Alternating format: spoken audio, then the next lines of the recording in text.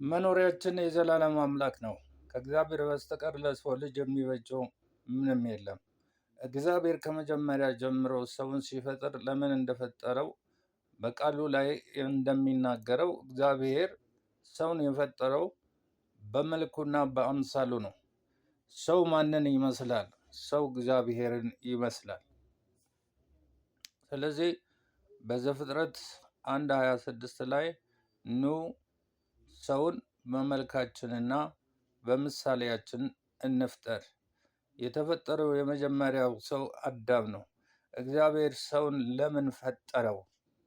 ለምንድን ነው እዚህ ምድር ላይ የምንኖረው? ለምንድን ነው የምንኖረው? ለእግዚአብሔር ነው የምንኖረው። እግዚአብሔር እኛን የፈጠረን ለራሱ ክብር ነው። እኛ እግዚአብሔርን እንድናመልከው፣ እግዚአብሔርን እንድናከብረው፣ እግዚአብሔር እኛን እንደ ቤተሰብ ቆጥሮ ከኛ ጋር ለመኖር እኛን በመልኩና በአምሳሉ ፈጠረን። እግዚአብሔር የመጀመሪያውን ሰው ፈጥሮ በገነት ውስጥ ሲያኖረው እግዚአብሔር ገና በሂደት ውስጥ ነበረ። በሂደት እያለ ነው። ከዚህ በፊት እንደተነጋገርነው አዳም በሂደት እያለ ነው ከገነት ውስጥ የተባረረው እና የተባረረበት ምክንያት ያው እንደሚታወቀው አዳም አታድርግ የተባለውን ነገር በማድረግ ከእግዚአብሔር ጋር ተጣልቶ ነው ከገነት የተባረረው። ቢሆንም እንግዲህ እግዚአብሔር ለዘላለም መኖሪያችን ነው። እግዚአብሔር የዘላለም ክንዶቹ ከኛ በታች ናቸው። እግዚአብሔር እኛን ይሸከማል። እግዚአብሔር ሊተወን አይችልም። ውድ ወገኖቼ በግልጽ እንድታውቁ የምፈልገው ነገር ምንድን ነው? እግዚአብሔር ሁሉን ነገር ኦሪጂናሉ አይደለም የተፈጠረው። አዳም በክርስቶስ መልክና ምሳሌ ነው የተፈጠረው። ትክክለኛው ኦሪጂናሉ ትክክለኛው ማን ነው ማለት ነው? ጌታችን ኢየሱስ ክርስቶስ ነው። ለዚህ ነው በማቴዎስ ወንጌል ምዕራፍ 3:17 ላይ የሚወደው ልጄ በእርሱ ደስ የሚለኝ እርሱ ነው፣ እርሱን ስሙት። እግዚአብሔር ማንን እንድንመስል ነው የሚፈልገው? እግዚአብሔር ሰው ሁሉ ልጁን ኢየሱስ ክርስቶስን እንዲመስል ይፈልጋል። ዛሬ እዚህ ምድር ላይ ስንኖር ማንን መስለን ነው የምንኖረው? ልጁን መስለን ማንኖር ከሆነ ከእግዚአብሔር ጋር አይደለንም ማለት ነው። ከእግዚአብሔር ጋር ለመሆን ከተፈለገ ልጁን ኢየሱስ ክርስቶስን መምሰል ግድ ይላል። አዎ እግዚአብሔር ነው ያለው እና በእርሱ ደስ የሚለኝ የምወደው ልጄ እርሱ ነው፣ እርሱን ስሙት። እንግዲህ ልንሰማው የተገባን እርሱ እንደኖረው ልንኖር የተገባን ልጁ ኢየሱስ ክርስቶስ ነው፣ ሌላ የለም። እግዚአብሔር ሰውን የፈጠረበት ዋናው ዓላማ የሰው ልጅ እግዚአብሔርን መንፈስ በውስጡ እንዲሸከምና እግዚአብሔር እንደሚፈልገው ሰው እንዲኖር ነው። እግዚአብሔር በሰው ሊገለጥ ይፈልጋል። እግዚአብሔር በሰማይ ገዢ በምድርም ገዢ መሆን ይፈልጋል።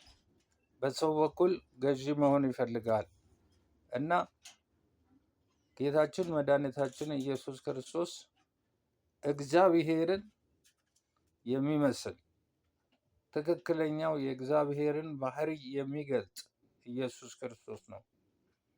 ጌታ ኢየሱስ ክርስቶስ ከሰው ከተወለደ በኋላ ምን አይነት ባህሪ ነው የያዘው? ሁለቱንም ባህሪ ነው የያዘው። የመለኮት ባህሪ መለኮት ስለሆነ በውስጡ ይዟል። እንደገና የሰውንም ባህሪ ሰው ስለሆነ የሰውን ባህሪ ይዟል። ሲጀመር የሰው ባህሪ የእግዚአብሔር ባህሪ እንዲመስል ተደርጎ ነው የተፈጠረው። ጌታ ኢየሱስ የመለኮት ሕይወትና የሰው ሕይወት ሁለቱንም ሕይወት ይዟል። ስለዚህ ነው ከመለኮትም ጋር መግባባት የሚችል መለኮታዊ አካል ያለው፣ ከሰውም ጋር መግባባት የሚችል ሰዋዊ አካል ወይንም ሰብአዊ አካል ያለው ነው ጌታ ኢየሱስ ክርስቶስ። ጌታ ኢየሱስ ክርስቶስ ያስፈለገው ሰውና እግዚአብሔር በመካከላቸው የጥል ግድግዳ አለ፣ ኃጢአት አለ። ሰውና እግዚአብሔር በፍጹም በምንም አይነት ሁኔታ መግባባት መቀራረብ ስላልቻሉ ሁለቱም ሰውንና እግዚአብሔርን ማቀራረብ የሚችል አንድያ ልጁ ኢየሱስ ክርስቶስ ብቻ ነው። ስለዚህ ኢየሱስ ክርስቶስን ለመምሰል የኢየሱስ ክርስቶስ ሕይወት ያስፈልገናል። ስለዚህ ኢየሱስን በማመን ልክ ኢየሱስ ክርስቶስን ስናምን የኢየሱስ ክርስቶስ መንፈስ ወደ መንፈሳችን ይመጣና ከመንፈሳችን ጋር አንድ ይሆናል። ከጌታ ጋር የሚተባበር አንድ መንፈስ ይሆናል ተብሎ ተጽፏል። አንደኛ ቆሮንቶስ ምዕራፍ 6 ቁጥር 17 ላይ ማንበብ ትችላላችሁ። ስለዚህ ከጌታ ጋር አንድ አይነት መንፈስ ከሆነ ኢየሱስ የኖረውን ሕይወት እንድንኖር የሚያደርገን በእኛ መንፈስ ውስጥ የገባው የጌታ መንፈስ ነው። የእግዚአብሔርን ሕይወት እንድንኖር የሚያደርገን መንፈሳችን ቀጥታ ከእግዚአብሔር ጋር የምንገናኝበት መገናኛ መስመር ነው። ያለ ጌታ ኢየሱስ ክርስቶስ ከእግዚአብሔር ጋር መገናኘት አንችልም። የእግዚአብሔርንም ሕይወት መኖር አንችልም። ስለዚህ በሰውና በእግዚአብሔር አንድ መካከለኛ አለ። ያም ሰው የሆነው ጌታችን መድኃኒታችን ኢየሱስ ክርስቶስ ነው። የሁለቱንም ባህሪ የያዘ የሰውንም ባህሪ የያዘ የመለኮትንም ባህሪ የያዘ ማን ነው ማለት ነው? ጌታ ኢየሱስ ክርስቶስ ነው። ስለዚህ እኛ በቀላሉ መቀበል የምንችለው ሰው ስለሆነ ጌታችን መድኃኒታችን ኢየሱስ ክርስቶስ ኢየሱስን ነው መቀበል የምንችለው።